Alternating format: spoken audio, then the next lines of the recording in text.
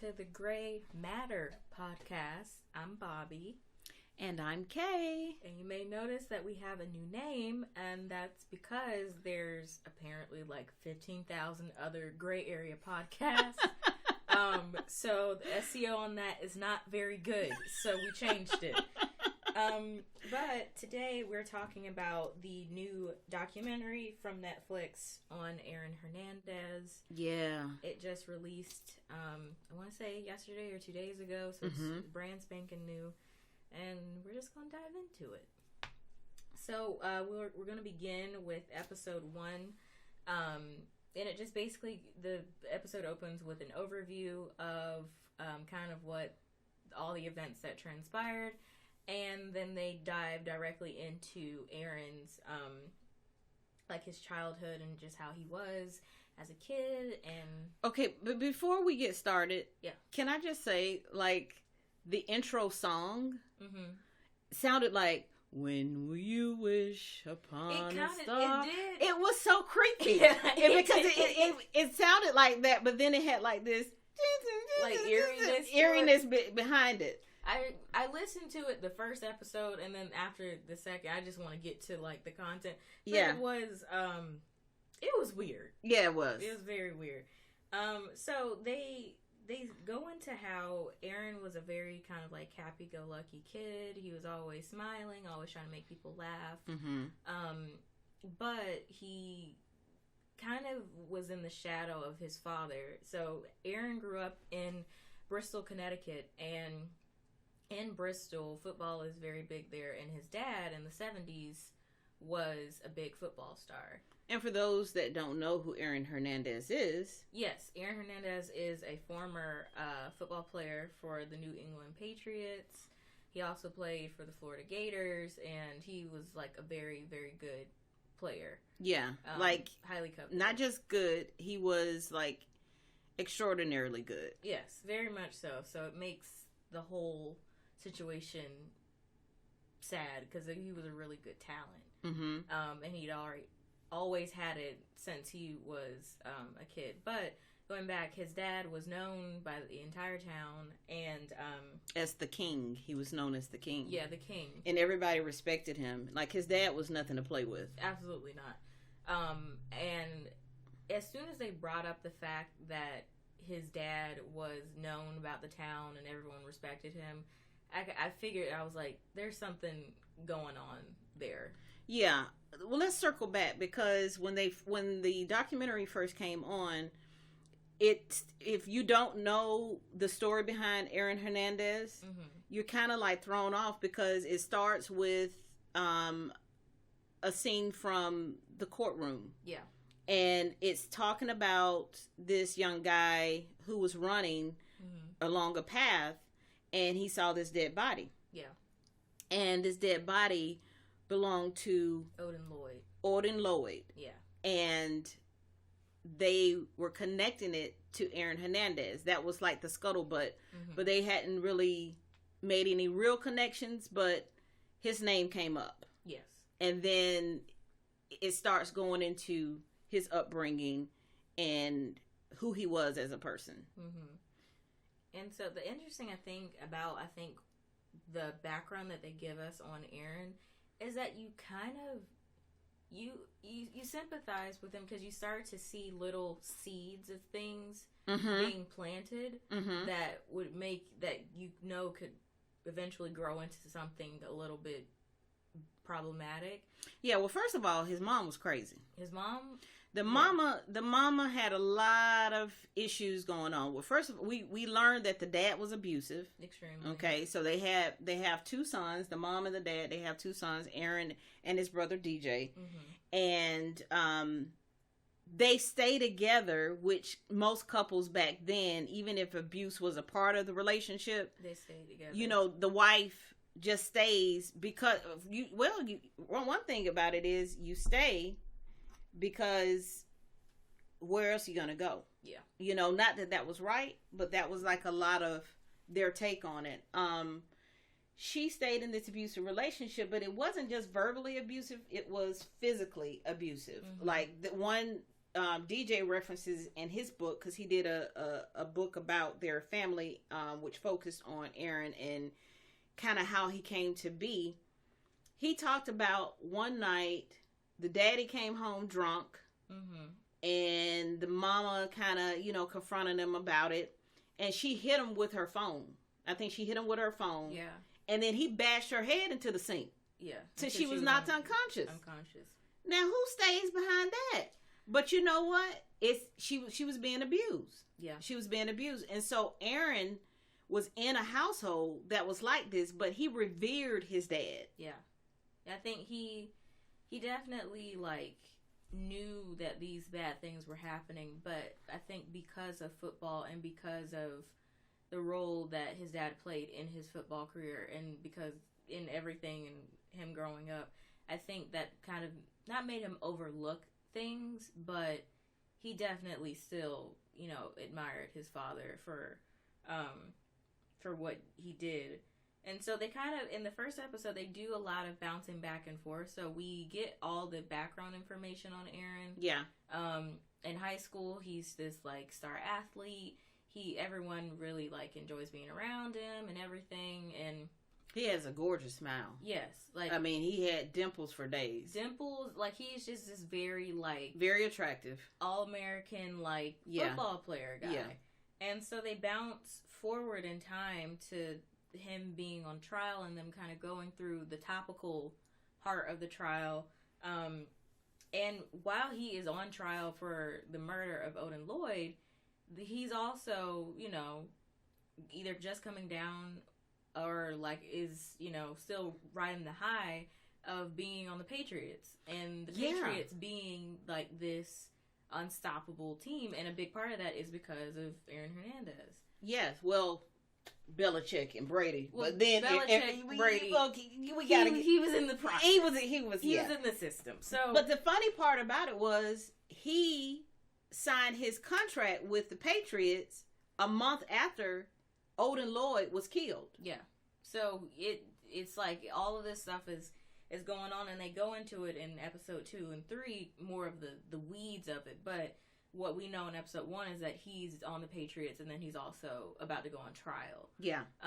But also, I wrote down in my notes that it's kind of, he was already a toxic cocktail of a person by the time he made it to the Patriots. Yeah. But then when you add on that extra layer of celebrity to everything, that really just makes it just terrible. And I think it was a classic case of when you have someone in the media who's done something bad, but they're known, I guess, for doing, playing a sport or being an actress or celebrity of some kind. There's always people that are I don't believe he did it. If you're a celebrity, you're gonna get a pass. Yeah, you're gonna get a pass.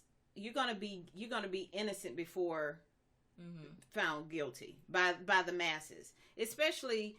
When you think about it, people that are into football, a good bit of them are just fanatics. They're not just fans, they're fanatics. Yeah. So there's nothing that Aaron could have done that they would have thought, oh, wow, oh, my goodness, I need to burn my jersey. I need to... No, that doesn't even cross their mind. It's just they're looking at you why are you blaming this innocent man for this heinous crime? He's doing his job. He's doing his job. And especially in the New England area where the Patriots are the kings of football, essentially, in the NFL especially, having a Patriots player on trial for murder was yeah, right, come on, he's from the Patriots, we're not gonna buy that. And it kind of muddled the case, or the coverage of the case, because once things started to come out that Aaron really, really was involved into this to the degree that he had done it, because it had been more speculation that he was involved with it, so he was adjacent to the crime. But now, as more evidence rose up that he did it, then that's when the Patriots really started to push back at the media to give them space and tell players not to talk about it, and that just made the whole thing incredibly weird. So then they bounce a little bit forward in time to the trial, and they go into Odin Lloyd and who he was to a lot of people in his community. And he played I guess like it's like recreational football. Yeah, it was like semi-pro. Semi-pro. Yeah. And they just go into how he was just this great player and everyone really admired him. But let's back up though, because we kind of discover early on that what was his friend's name that he played? What was Aaron's friend's name he played football with? In high school? Yeah, he was the quarterback. I think his last name was Sansucci, but I don't remember his first name. But I'm getting to that part. Oh, okay. Yeah, okay. Because I'm trying to go in order of how they oh, excuse me. They did it in the actual documentary. I think his name is Dennis Sansucci. Okay, well, yeah, let's stay on. But stay on course. They talk about Odin, and they talk about the fact that Odin, at the time of his death, was dating a woman named Shania Jenkins, and Shania Jenkins is the sister to Aaron's then fiance, Shayana Jenkins. So they're sisters, and then they talk about in the trial they ask her, Shayana, was she close with her sister, and she says that they were estranged, but it comes out that they weren't estranged. Well, you know what? Here's the thing, because I've been privy to 2 other documentaries that were done on Aaron Hernandez, because I just kind of became obsessed with his story, because his story was like no other that I'd ever heard of. Yeah. In the other documentaries that I saw, you got a chance to see just how close Shayana was to her sister. Yeah. So when she was up on trial and said that their relationship was estranged, it just showed her loyalty to Aaron. Basically, I think she would have gone against her mother. Yeah. You know, when it came down to Aaron.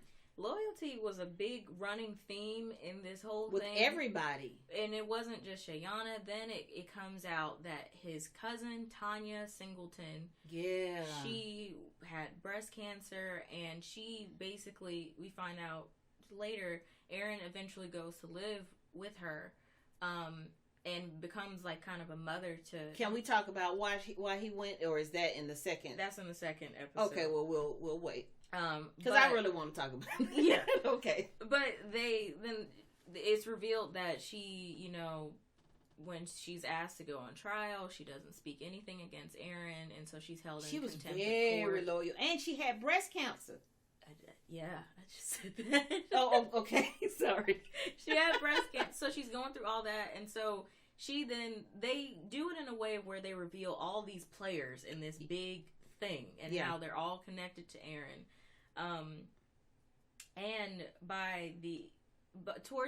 Now we're getting towards the end of the episode, and they're kind of bouncing back in time, talking about Dennis Sansucci, and it's revealed by Dennis that he and Aaron would experiment with each other in high school, and he alleged that they were kind of together, but they couldn't really talk about it.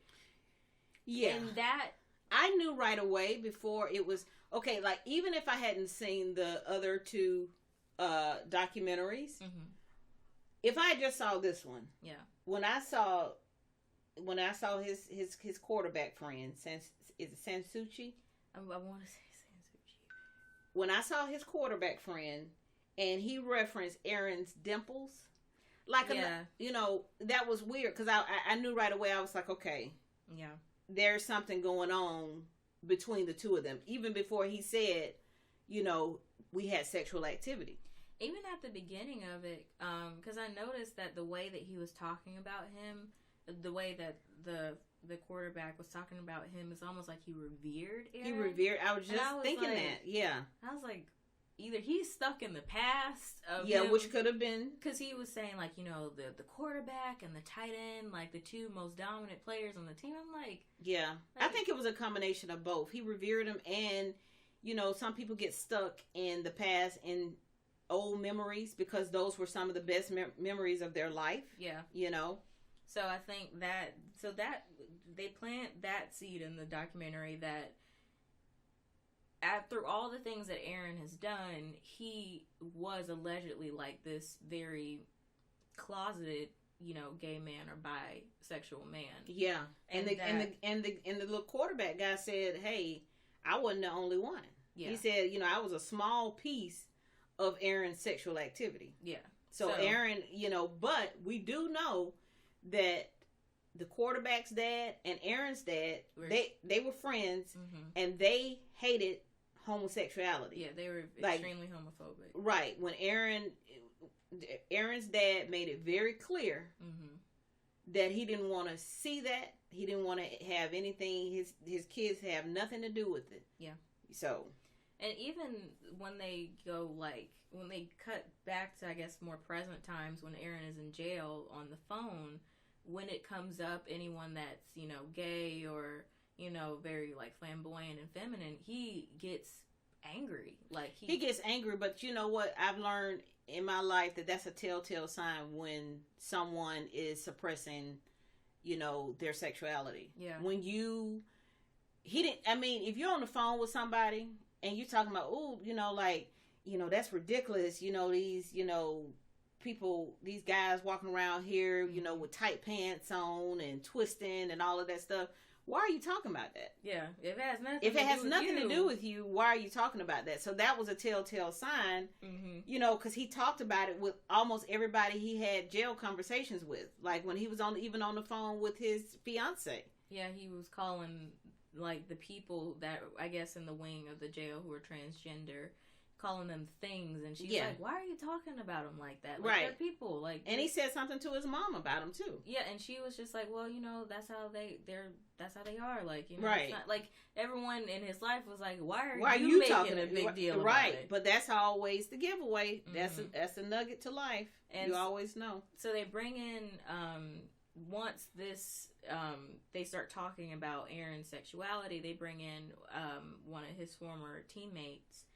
Ryan O'Callaghan, who played on the Patriots with him, and he was at the time also a closeted gay man, and he gives some perspective as to why someone like Aaron might not want to come out and speak their truth or whatever it is. And so he went through his experience of saying if you're a football player, you're gonna do everything in your power not to let it slip that you're gay. And so he talked about how he gained all this weight because he didn't want people talking about Ryan the friend. The friend. So he talked about that he made himself as unattractive as possible so that people wouldn't ask him why he didn't have a girlfriend and everything like that. So they kind of use him as like a talking head to talk about being gay in the NFL. Yeah. Because let's be honest, the NFL is a very masculine organization. Yeah. Although there are a lot of gay guys in the NFL. Yeah. And so by the end of it, they've kind of bounced all around, but they end with as the trial. So in 2006, Aaron's father passes away. He went in for hernia to get a hernia removed, hernia repair. Then he died. So as that's going on, Aaron is now this star athlete, and then his dad, who he revered his whole life, flawed or not, he's now lost his dad. And in the midst of that, it comes to light that he didn't have his mother there to help him grieve, because she begins to start a relationship with Tanya, who he sees as a mother. Aaron's was it his cousin? His cousin. Yeah. So Tanya Singleton. Terry is his mother, Aaron's mother's name.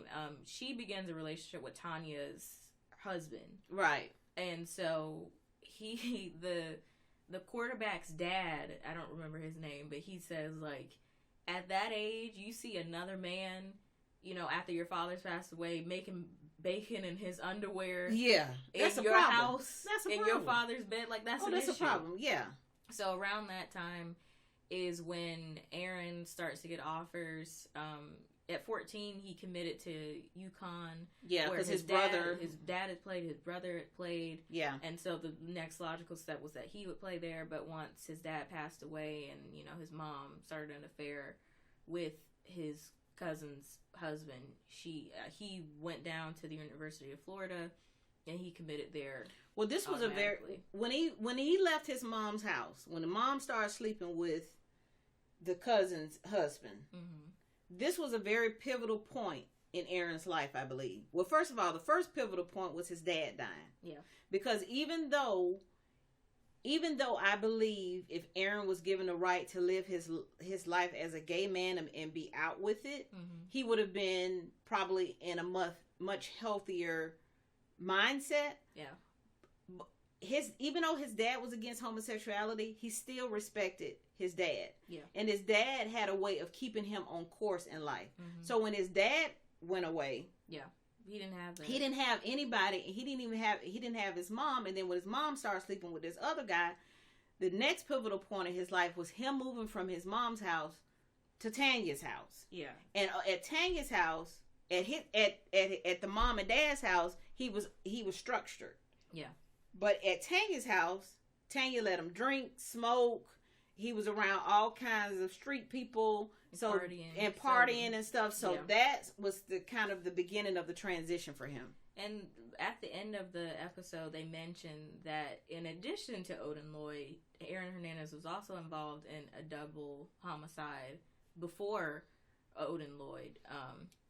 So they get that started, and they say Odin Lloyd wasn't the only one, and then it goes. So that's the end of episode 1.